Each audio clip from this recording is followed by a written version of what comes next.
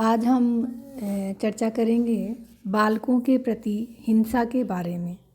इससे पूर्व कुछ वीडियो में हमने चर्चा की थी महिलाओं के प्रति होने वाली विभिन्न प्रकार की हिंसा के बारे में। आज का हमारा टॉपिक है बालकों के प्रति हिंसा। महान कवि रविंद्रनाथ टैगोर ने बच्चों के विषय में अपने विचार रखते हुए कहा था कि मनुष्य से ईश्वर अभी नाराज नहीं हुआ है, परंतु यह कैसी विडंबना है कि आज विश्व के 200 करोड़ बच्चों में से अधिकांश यौन शोषण, शारीरिक शोषण, बाल मजदूरी और कुपोषण के शिकार हैं। भविष्य के इन अमूल्य बालकों का जिस बेरहमी से शोषण किया जा रहा है वह वास्तव में बड़े ही शर्म की बात है। कल जिनके हाथों में देश की बागडोर होगी उनका निरंतर शोषण जारी है। किसी भी स्थान पर आप देख लीजिए, घरों में, कार्यस्थल पर, समाज में इनके साथ होने वाला दुर्व्यवहार और यौन उत्पीड़न के मामलों की संख्या इतनी अधिक है कि इसका सही आकलन करने के लिए कार्यकर्ताओं की एक फौज की मदद लेनी पड़ेगी। बालकों को बुरी तरह पीटा जाता है, उनके अंग भंग करवा कर उनसे भीख मंगवाई जाती है, उनकी खरीद और बेच की जाती है, इनका अप्राकृतिक ढंग से यौन शोषण किया जाता है। यह एक वास्तविकता है कि कई लाखों बच्चों का शोषण मालिकों, ठेकेदारों, एजेंटों, सहकर्मियों और अपराधियों द्वारा किया जाता है। बच्चों के साथ दुर्व्यवहार, हिंसा या तिरस्कार की जो परिभाषा है जो विद्वानों ने दी है, उस पर जाने से पहले यह जानना आवश्यक है कि किन्हें हम बच्चों की श्रेणी में रख सकते हैं। जो 18 वर्ष से कम उम्र के हैं उन्हें हम बच्चों की श्रेणी में रखते हैं। बाल उत्पीड़न को बालकों से दुर्व्यवहार की श्रेणी में रखा जाता है। वॉयलेंस एंड हेल्थ के वैश्विक रिपोर्ट में कहा गया है कि प्रत्येक प्रकार के शारीरिक एवं सांवेगिक दुर्व्यवहार, यौन उत्पीड़न, तिरस्कार, उन पर ध्यान न देना, व्यापार, ऐसे सारे व्यापार जिनसे बच्चों के शारीरिक स्वास्थ्य, विकास एवं जिम्मेदारी निभाने में आत्मसम्मान को चोट पहुंचती हो, बच्चों के साथ दुर्व्यवहार अथवा बाल उत्पीड़न की श्रेणी में आते हैं। तो ये जो व्यवहार हैं ये सारे ही व्यवहार बाल उत्पीड़न या बच्चों के साथ दुर्व्यवहार की श्रेणी में हम शामिल करते हैं। जैसे यौन उत्पीड़न है, तिरस्कार है, बच्चों पर अगर माता पिता ध्यान नहीं देते हैं या फिर उन्हें ऐसे व्यापार में लिप्त करते हैं जो उनके शारीरिक और स्वास्थ्य जो विकास है उसमें उत्पीड़न करने वाली स्थिति होती है, उनका सही ढंग से विकास नहीं हो पाता है। ये समस्त प्रकार के व्यवहार बच्चों के साथ दुर्व्यवहार की श्रेणी में आते हैं। प्राय इच्छाओं को पूरा करने के उद्देश्य से किया जाने वाला व्यवहार बाल यौन उत्पीड़न कहलाता है। और सबसे आश्चर्य की बात यह है कि बच्चों के प्रति विश्वास पात्र और स्नेही व्यक्तियों द्वारा ही उनका सबसे अधिक शोषण किया जाता है।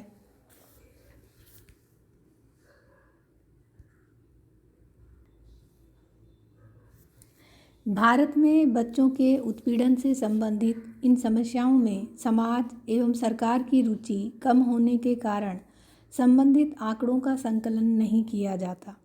समाज में बच्चों के प्रति दुर्व्यवहार की सीमा का आकलन विशेष व्यवहार के प्रचलन एवं घटना विशेष से किया जा सकता है। बच्चों के साथ किए गए दुर्व्यवहार के पीछे होने वाले कारण जैविकीय एवं व्यक्तिगत हैं।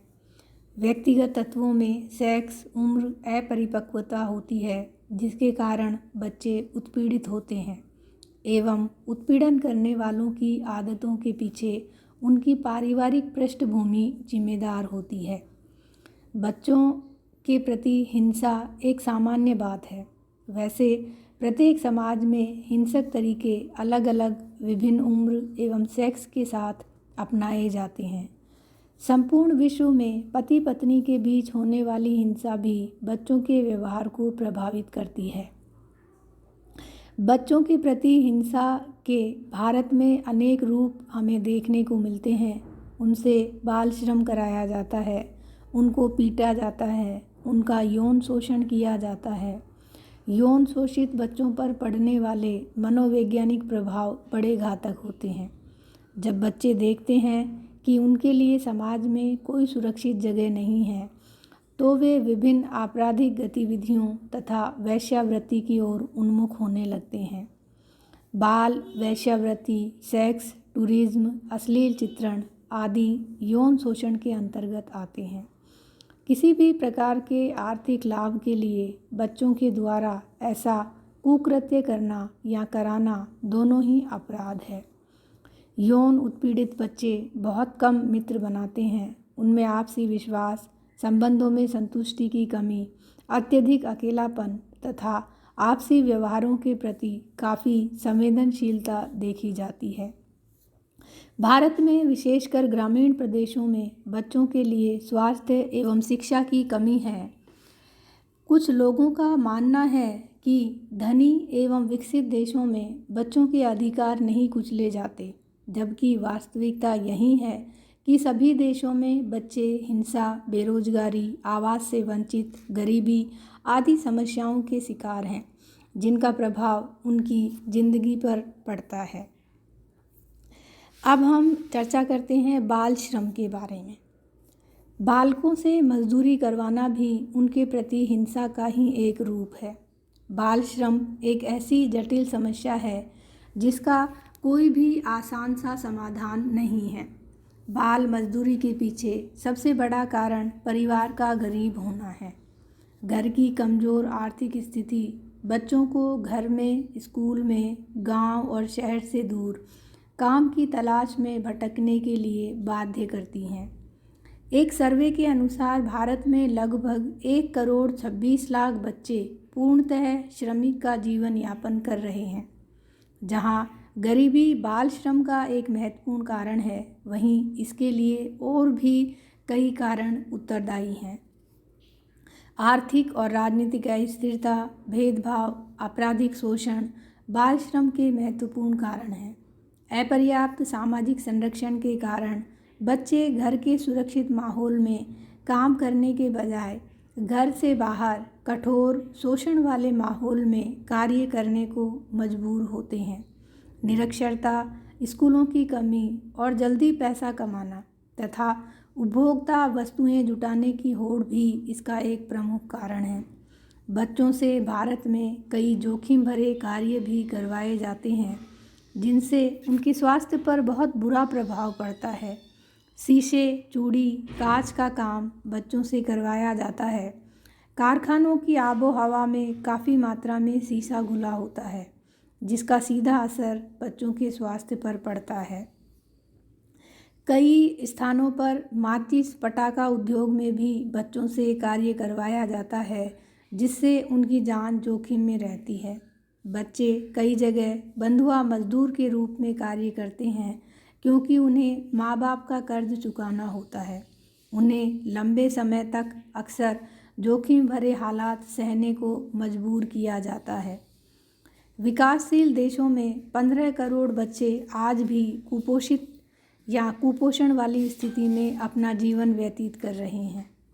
12 करोड़ बच्चे स्कूल नहीं जाते। इतना ही नहीं बल्कि हानिकारक परिस्थितियों में भी कार्य करते हैं।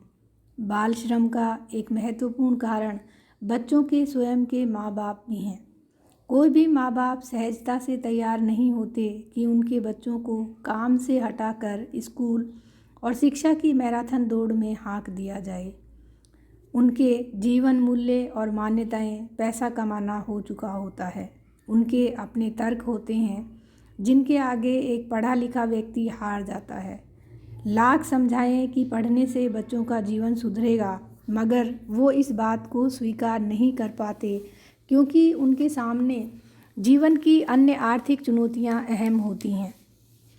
बाल श्रम रोकने के लिए सरकार ने कई कानून बनाए, किंतु फिर भी बच्चों द्वारा मजदूरी करना आम बात है। इसे रोकने के लिए मैराथन प्रयास की आवश्यकता है।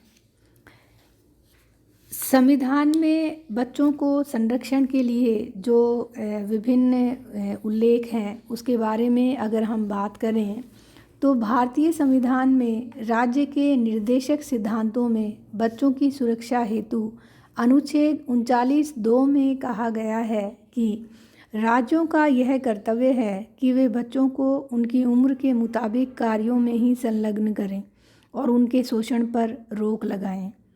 अनुच्छेद 39 के अंतर्गत बच्चों को उनके स्वस्थ विकास के लिए अवसर एवं सुविधाएं जुटाने की ज़रूरत पर ध्यान देने की बात भी कही गई है।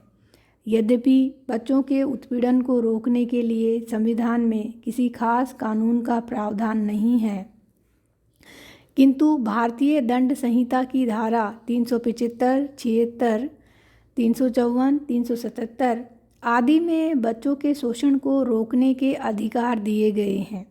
सूचना प्रौद्योगिकी अधिनियम 2000 की धारा 76 के अनुसार बच्चों के गलत चित्रण, प्रचार एवं व्यापार करना दंडनीय है। कानून मंत्रालय द्वारा जारी 172वां लॉ कमीशन रिपोर्ट में उत्पीड़कों के लिए कड़े से कड़ा कानून बनाए जाने की सलाह दी है और बच्चों के हितों की रक्षा के लिए वैयक्तिक, पारिवारिक, सामाजिक एवं सरकार के स्तर से सम्मिलित प्रयास पर जोर दिया गया है। यूनिसेफ अपनी रिपोर्ट में हम हैं दुनिया के बच्चे के अंतर्गत कुछ प्रयासों का उल्लेख करता है, जैसे बच्चों का शोषण, हिंसा और दुरुपयोग से संरक्षण प्रदान करने वाले कानूनों का पालन और सबके द्वारा उनका सम्मान। इन सबके शिकार बच्चों के जीवन के पुनर्निर्माण में सहायक केंद्र और कार्यक्रम। भारत में बच्चों के प्रति की जाने वाली हिंसा को रोकने के लिए और अधिक सजग होने की ज़रूरत है। ऐसी स्थिति में ही हम अपने बच्चों के सुंदर व प्रभावशाली जीवन की कल्पना कर सकते हैं। तो इस प्रकार से संविधान में भी बच्चों को संरक्षण देने के लिए धाराएं और अनुच्छेद बनाए गए हैं, जो इनके खिलाफ जो उत्पीड़न है, बच्चों के प्रति जो उत्पीड़न किया जाता है, उस उत्पीड़न को रोकने का प्रावधान है। अब हम आगे चर्चा करेंगे बच्चों के विरुद्ध जो हिंसा है, जो ये अपराध हो रहे हैं, इन अपराधों को रोकने के विभिन्न उपायों पर। भारत में गरीबी बालकों के विरुद्ध हिंसा का प्रमुख कारण है। गरीबी के कारण बालकों के परिजन उनसे श्रम करवाते हैं। आर्थिक तंगी, बेकारी आदि कारणों की वजह से भी बालकों के विरुद्ध उनके ही परिजन हिंसा करते हैं। बालकों के विरुद्ध हिंसा रोकने के लिए कई उपायों की हमें आवश्यकता है। सरकार ने भी बालकों के लिए कई कार्यक्रमों की घोषणा की है। भारत सरकार ने 1974 में राष्ट्रीय बाल नीति बनाई। पंचवर्षीय योजनाओं में बाल कल्याण पर विशेष ध्यान दिया गया। महिलाओं एवं बच्चों के विकास के लिए महिला एवं बाल विकास विभाग की स्थापना की गई। इस विभाग द्वारा बालकों पर अत्याचार रोकने व उनके विकास हेतु कई कार्यक्रम चलाए जा रहे हैं। राजस्थान सरकार द्वारा भी बालकों पर अत्याचार रोकने एवं उनके विकास हेतु योजनाएं चलाई जा रही हैं। बालकों के विरुद्ध हिंसा रोकने हेतु समाज के सहयोग की भी आवश्यकता है। समाज को अपने विचारों में परिवर्तन लाना होगा।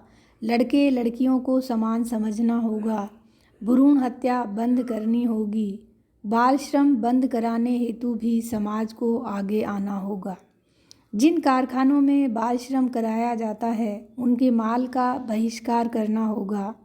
भीख मांगने वाले बच्चों, निराश्रित बच्चों एवं निःशक्त बच्चों पर विशेष ध्यान देने की आवश्यकता है।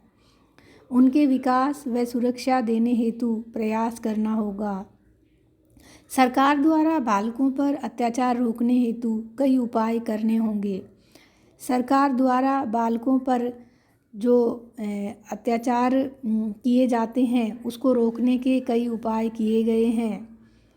बालकों की स्वास्थ्य रक्षा एवं कुपोषण समाप्त करने हेतु योजनाएं भी चलाई गई हैं। उनको शिक्षा उपलब्ध कराने हेतु सर्व शिक्षा अभियान, 14 वर्ष तक के बच्चों को मुफ्त शिक्षा एवं अनिवार्य शिक्षा के लिए कानून बनाने का प्रयास भी किया गया। अपचारी बालक वे हैं जो 18 वर्ष से कम उम्र में आपराधिक गतिविधियों में लिप्त होते हैं।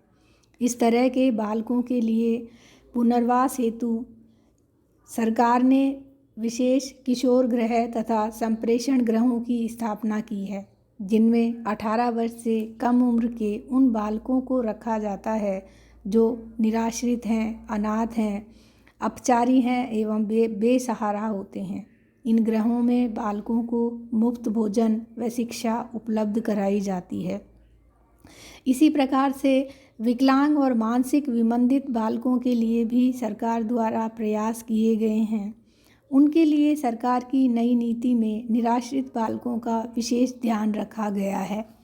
तो ये विभिन्न प्रयास हैं जो सरकार के द्वारा किए गए हैं। सरकार ने महिला एवं बाल विकास विभाग की स्थापना की है।